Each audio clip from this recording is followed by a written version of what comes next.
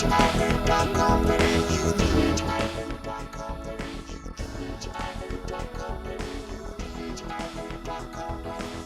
to the weekly update, where we go in depth with a particular topic. And joining me today is Workplace Relations Consultant Clinton Tomeldan. Welcome, Clinton. Thank you, Dan. So, Clinton, you've done this before, quite recently.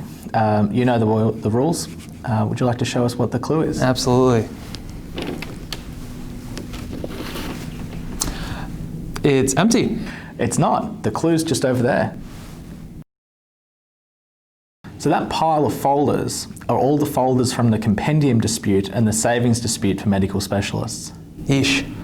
So based off that clue, what would you say is the topic for today's podcast? I'd say it's the compendium dispute. Close. It's actually medical specialists. So today is part 2 of a 2-part podcast, a continuation from last week, which in itself probably could have been a clue for you, where we discuss the commencement of the review stage for the Doctors in Training Agreement. And today we're discussing the Medical Specialist Agreement.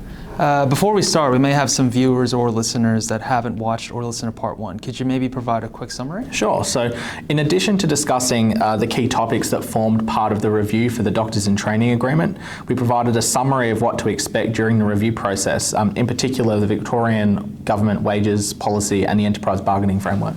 Those who joined us last week know this, so we'll go over it quickly, but I understand we've recently issued our first draft of the review tracker for both agreements. That's correct. So early last week we issued the first draft of the review tracker to the Doctors EBA reference group and by email to the Victorian Medical Executive. Have you provided a deadline for feedback? So we haven't set a deadline for feedback, so as discussed last week, we want to give members sufficient time to review and provide their own feedback or suggestions between now and the end of the year. So we're not expecting members to provide feedback immediately? Correct. So we're not expecting feedback immediately. As mentioned last week, with the current pandemic, we just want to give hospitals the opportunity to review this in their own time. Should members expect to receive a reminder later in the year? We will. So we'll regularly engage with members on the specific deadlines and other opportunities to engage later this year. Okay, so let's move to the topic for today's podcast, being medical specialists. So for the topic of today's podcast, we'll provide a summary of key topics and we'll place them on screen for those that are watching. So key topics such as clinical support time, continuing medical education, how years of experience applies to specialists, 0-hour contracts and casual doctors, annual leave, in particular the management of excess annual leave, the incorporation of the pre-2013 collective agreements and the finalisation of the savings review process, traditional fractional allocation arrangements versus part-time employment and shift penalties, particularly the salary schedule. As mentioned last week, naturally there are a number of matters outside the topics that we'll discuss today and those discussed last week, but these are the ones that have been the majority of discussion or subjects of discussion over the life of the current agreement and also prior to the current agreement. I recognize a theme. A lot of these are the compendium dispute topics. That's correct. Much like the Doctors in Training Agreement, would you say some of these matters are legacy issues from the 2013 agreement? Yes, and earlier, to be quite honest. So the 2013 Medical Specialist Agreement was the first enterprise agreement to cover this cohort on a statewide basis. Previously, these employers were covered by single employer certified agreements and enterprise agreements with some overarching heads of agreements over the decades. Decades? Decades. Let's start with clinical support time. So while we're able to achieve an agreed outcome with respect to clinical support time through the implementation guide and have it ratified by the Fair Work Commission by way of recommendation, there still remains many outstanding issues. One of the most important outcomes that we'll seek to achieve through bargaining this round is clarification on what is meant by minimal hours in the public sector. We do anticipate claims from AMA Victoria with respect to this item in particular, so we see that this will be a regular feature in bargaining. Great. And the next one would be continuing medical education, which was also a compendium dispute topic that was resolved by way of recommendation. That's correct. However, in comparison to clinical support time, there appears to be less outstanding issues for a CME perspective. However, what we anticipate in this post-COVID world, especially in the absence of a vaccine, is a reduction in international travel associated with CME. This will put pressure on the claiming of non-travel items, as doctors are likely to experience the pressure of use it or lose it. What would you say is a solution to this? So we'd like to see greater clarification on what non-travel items fall within the scope of CME-related expenses. We know of some recent examples where doctors are claiming items that haven't been claimed previously, and that's creating local disputation. Keeping with the theme of the compendium dispute, the topic of years of experience and how a doctor progresses through the salary structure is an outstanding item within the compendium dispute. That's correct. We've made attempts to resolve this dispute, and we remain apart with AMA Victoria as to how to resolve the issue. Our last offer sought to provide and recognise periods of unpaid parental leave and unpaid family violence leave as contributing to a specialist's progression through the years of experience or through the salary structure.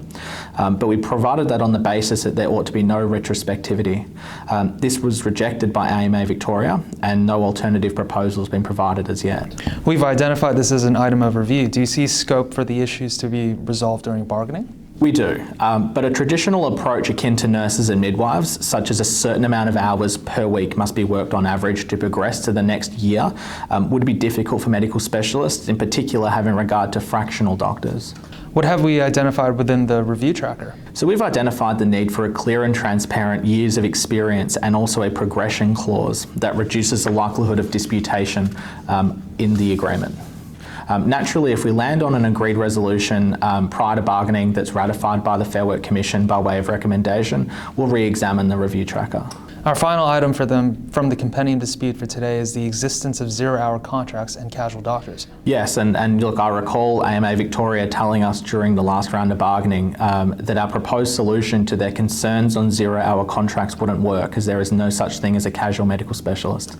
Yet here we are. Yes, 3 years in a compendium dispute later and zero-hour contracts are still an issue, and the question as to agreement coverage for a casual medical specialist is now up in the air. What have we suggested in the review tracker? There needs to be a casual mode of employment, and it needs to be inserted into the agreement. Yes, it'll be 4 years after we suggested it, but it'll resolve the issue of zero-hour contracts, and allow for the flexible engagement of doctors. What about annual leave? You've identified the management of excess annual leave as a particular item of interest. That's correct. So the medical specialist agreement lacks a clause that addresses the management of excess annual leave, either through cashing out or through managing excessive leave accruals. Would you see it operating differently to, say, the same clauses in the Medical Practitioners Award? So I think the Medical Practitioners Award provides a relatively simple process for both the encashment of annual leave and also the management of excessive leave accruals. I'd be happy to adopt identical terms. There's no real segue, but the next topic is the incorporation of the pre-2013 collective agreements and the finalization of the review process. I agree, and look, we're definitely skipping around. This is a body of work that's long overdue. Our members would recall a mad rush in the late stages of bargaining last round to incorporate their saving schedules into the agreement. It's now been 2.5 years, and while the work has progressed, little has been done since October last year. And it's clear that there are some key items that must be resolved in bargaining, not at the local level. What are the major issues that need to be resolved? So the primary question that remains in dispute is the application of the pre-2013 collective agreement to doctors who were never covered by them. In addition, there are disputes with some saving schedules as to the calculation of rates of pay and allowances. We don't expect these matters to be able to be resolved prior to bargaining. I know that out of the process of examining the pre-2013 collective agreements and developing draft saving schedules came a question about traditional fractional allocation arrangements versus part-time employment. That's correct, and look, it's pretty complex, and we'd need a few podcasts and a few glasses of whiskey to properly explain it.